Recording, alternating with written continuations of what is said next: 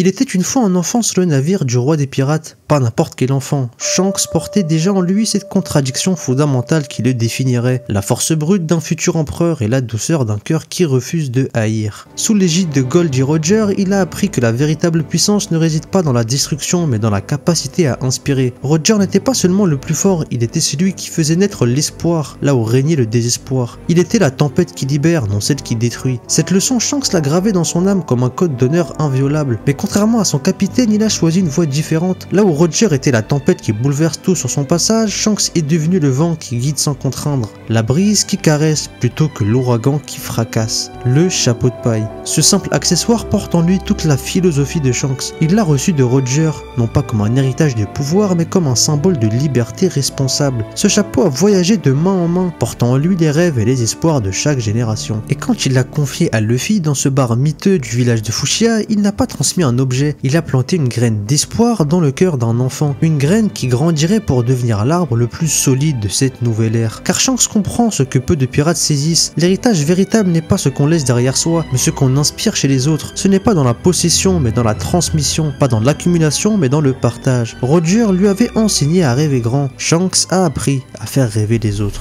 Le village de Fushia, un nom qui résonne comme un chant funèbre dans l'histoire de Shanks. C'est là que le guerrier pacifique a payé le prix de ses convictions. C'est là qu'il a prouvé que certaines valeurs valent tous les sacrifices. Face au seigneur des côtes, cette créature primitive et brutale, Shanks avait le choix. Il pouvait écraser cette bête d'un simple regard, d'un éclat de son acquis des rois. Il pouvait le réduire en poussière d'un geste négligent. Mais Luffy était en danger, et dans cette fraction de seconde qui sépare la vie de la mort, Shanks a fait un calcul que seuls les vrais héros comprennent. Il a sacrifié son bras, pas par faiblesse, pas par négligence, pas par manque de réflexe, mais par choix délibéré et conscient. Car en perdant son bras, Shanks gagnait quelque chose de plus précieux que tous les trésors du monde. Il montrait à Luffy que certaines choses valent tous les sacrifices, que protéger ce qu'on aime n'est pas une perte mais un gain, que la vraie force c'est savoir quand ne pas l'utiliser, que l'héroïsme n'est pas dans la démonstration de puissance mais dans l'acceptation du sacrifice. Ce geste résonne encore aujourd'hui dans chaque action de Luffy. Chaque fois que le futur roi des pirates tend la main pour sauver un compagnon, chaque fois qu'il refuse d'abandonner quelqu'un, chaque fois qu'il met sa vie en jeu pour ses idéaux, il perpétue l'enseignement silencieux de Shanks. Un bras contre une âme, un membre contre un rêve, une partie de soi contre l'intégrité de ses valeurs. Shanks a fait le pari de l'humanité contre la puissance brute, de l'amour contre la violence, de l'espoir contre la facilité. Et il a gagné au-delà de toute espérance, car ce bras perdu a engendré le plus grand pirate de sa génération.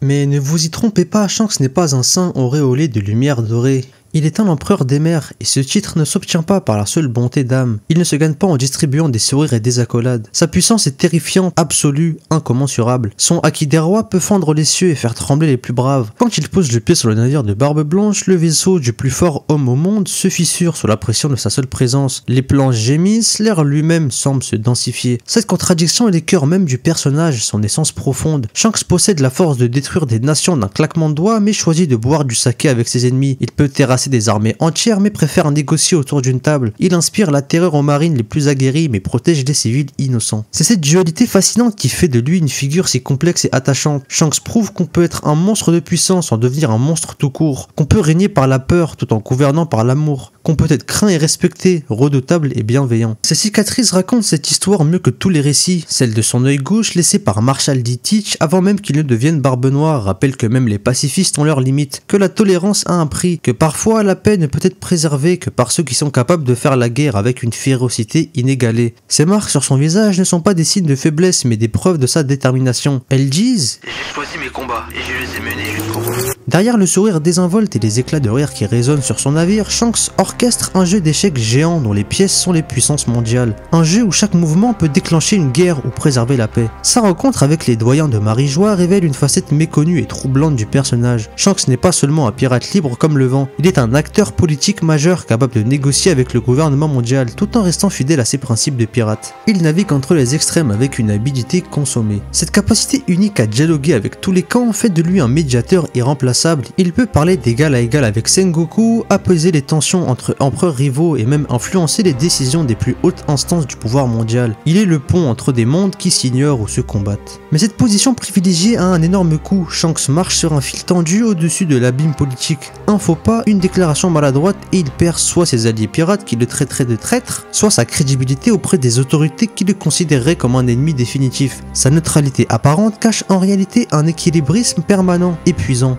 dangereux. Car Shanks joue un jeu que personne d'autre ne maîtrise, maintenir la stabilité du monde sans renoncer à ses idéaux de liberté. Il est le régulateur secret d'un système qui pourrait exploser à tout moment, l'arbitre invisible des conflits qui déchirent les océans. Cette responsabilité immense pèse sur ses épaules comme un fardeau invisible. Chaque décision qu'il prend affecte des millions de vies, chaque mot qu'il prononce peut déclencher des catastrophes ou éviter des guerres.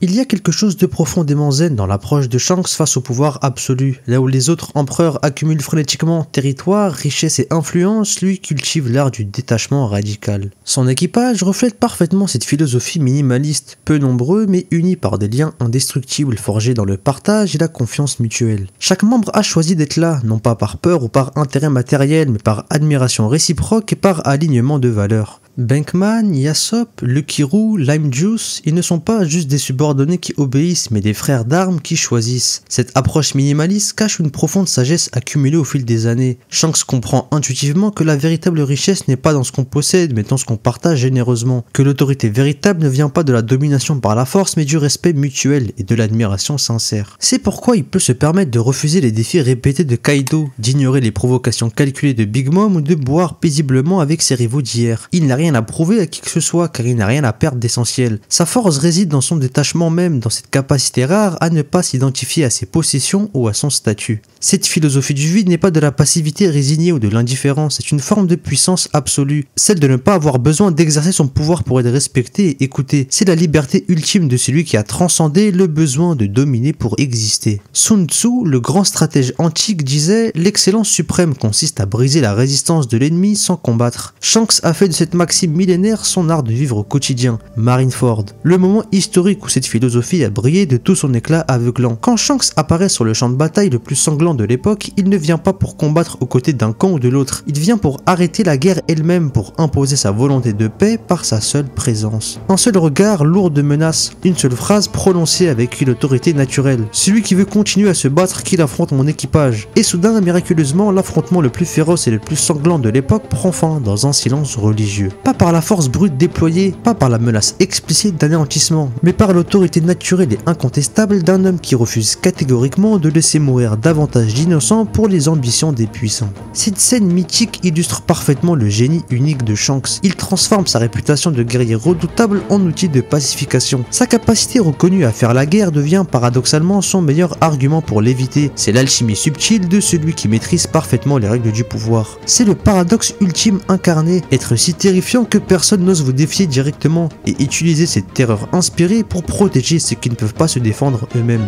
Mais au-delà de la stratégie politique complexe et des calculs de puissance, Shanks reste fondamentalement un gardien de rêve, un protecteur d'espoir, un cultivateur d'idéaux. Chaque fois qu'il croise la route de jeunes pirates aux yeux brillants d'ambition, il ne les décourage pas par cynisme, il ne les écrase pas par sa supériorité écrasante pour leur montrer leur insignifiance. Il les observe avec bienveillance, les juge avec équité et parfois les guide discrètement vers leur destinée. Sa relation privilégiée avec Luffy n'est pas unique en son genre, elle révèle sa véritable mission secrète, son projet de vie, identifier et protéger la nouvelle génération qui changera le monde de demain. Il cherche les étincelles capables d'embraser le monde. Il cherche les étincelles capables d'embraser l'avenir. Shanks comprend avec une lucidité rare que son époque de domination touche inexorablement à sa fin, que les vieux équilibres politiques vont s'effondrer dans les années à venir. Et au lieu de s'accrocher désespérément au pouvoir comme tant d'autres, il prépare activement sa succession. Il investit dans l'avenir plutôt que dans le présent. C'est pourquoi il refuse obstinément de rencontrer Luffy tant que celui-ci n'a pas atteint son niveau de puissance, non par mépris condescendant mais par respect profond pour le processus naturel de croissance. Shanks sait intuitivement que les rêves authentiques doivent être conquis de haute lutte, pas offerts sur un plateau d'argent. Cette patience extraordinaire, cette vision à très long terme fait de lui un personnage absolument unique dans l'univers de One Piece. Il n'est pas dans l'immédiateté de l'action spectaculaire mais dans la temporalité du destin qui se dessine lentement. Il existe une légende japonaise ancienne parlant d'un sabre si parfaitement aiguisé qu'il pouvait couper sans même toucher sa cible. Shanks incarne cette métaphore poétique avec une précision troublante. Sa lame légendaire n'a pas besoin de sortir de son fourreau pour être redoutable et respecté. Sa simple présence aux côtés de son propriétaire suffit à résoudre la plupart des conflits avant même qu'il n'éclate. Son regard déterminé peut faire s'effondrer les plus arrogants dans la honte. Cette maîtrise absolue de la retenue est peut-être son pouvoir le plus impressionnant et le plus difficile à acquérir. Dans un monde où la violence règne en maître absolu, où la loi du plus fort s'impose partout, Shanks prouve quotidiennement qu'on peut être respecté sans être systématiquement craint, admiré sans être universellement haï. Mais ne vous trompez pas sur sa nature profonde. Quand Shanks dégaine enfin son épée, c'est que toutes les autres options diplomatiques ont irrémédiablement échoué. C'est que la situation a dépassé le point de non-retour. Et à ce moment-là, sa colère froide et contrôlée devient plus terrible que celle de tous les autres empereurs réunis dans leur fureur. Car la patience d'un sage, une fois définitivement brisée, libère une force destructrice que rien ne peut arrêter ou canaliser.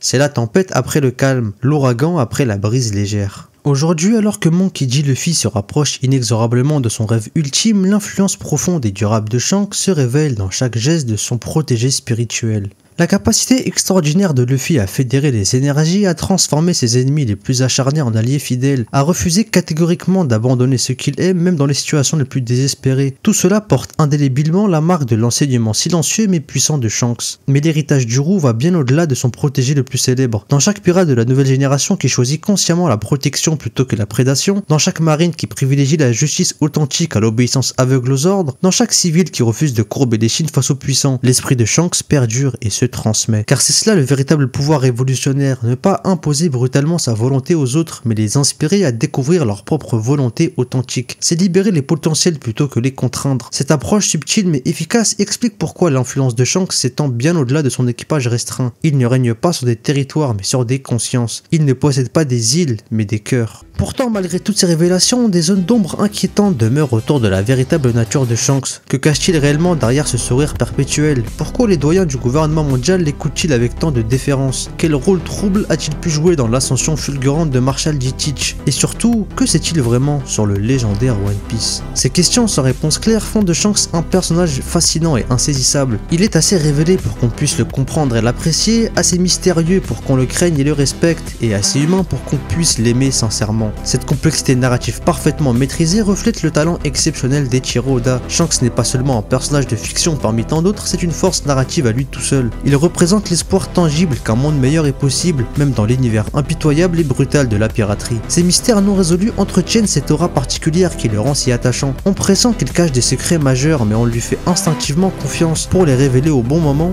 pour les bonnes raisons. Un jour prochain, inévitablement, Shanks et Luffy se retrouveront face à face pour leur confrontation finale. Ce sera probablement l'un des moments les plus intenses et émouvants de toute l'histoire de One Piece. Pas seulement parce qu'ils s'affronteront dans un combat épique, mais parce qu'ils se reconnaîtront vraiment pour la première fois. Le maître face à l'élève devenu son égal, le rêve originel face à celui qui l'a inspiré et nourri, la graine plantée dans le passé face à l'arbre majestueux qu'elle est devenue avec le temps. Et dans cet instant suspendu hors du temps, le cercle parfait se fermera harmonieusement. Shanks aura accompli sa mission secrète la plus importante, transmettre l'étincelle sacrée qui embrasera le monde entier et les transformera à jamais. Cette rencontre annoncée ne sera pas seulement un affrontement entre deux forces titanesques, elle sera la passation officielle du flambeau entre deux générations de rêveurs, le moment où l'ancien monde cédera définitivement sa place au nouveau. Car c'est cela le génie profond de ce personnage exceptionnel, il n'est pas fait pour durer éternellement, mais pour résonner à travers les âges. Sa grandeur authentique ne réside pas dans ce qu'il accomplit directement, mais dans ce qu'il permet aux autres d'accomplir grâce à son inspiration. Shanks le Roux, l'empereur qui règne sans conquérir brutalement, le guerrier qui gagne ses batailles sans combattre systématiquement, l'homme qui change le monde en restant fidèle à lui-même. Dans l'océan infini et imprévisible de One Piece, il est la boussole morale qui guide tous les rêveurs vers leur trésor personnel. Non pas le One Piece matériel lui-même, mais quelque chose de plus précieux encore, la certitude inébranlable que leurs rêves les plus fous valent tous les sacrifices imaginables. Et peut-être est-ce là le véritable trésor que Gold Roger a laissé au monde. Pas un objet matériel caché quelque part, mais un homme capable d'inspirer les générations futures à dépasser leurs limites. Shanks, le paradoxe incarné du guerrier pacifique, l'éternité capturée dans un sourire bienveillant. Un homme qui prouve chaque jour que la véritable force n'est pas de pouvoir détruire mais de choisir de construire, que la vraie liberté n'est pas de faire ce qu'on veut mais de faire ce qui est juste, que l'héroïsme authentique n'est pas dans la démonstration spectaculaire mais dans l'inspiration silencieuse. Dans un monde de titans qui s'entretuent pour le pouvoir, Shanks reste debout comme un phare dans la tempête, mais pas le plus fort, pas le plus riche, pas le plus craint, mais peut-être le plus nécessaire. Car il nous rappelle une vérité fondamentale, on peut changer le monde sans le conquérir, on peut régner sur les cœurs sans asservir les corps, on peut être légendaire sans être parfait. Shanks le Roux, l'homme qui a choisi d'être humain dans un monde de monstres, et qui, par ce choix même, est devenu le plus grand d'entre tous.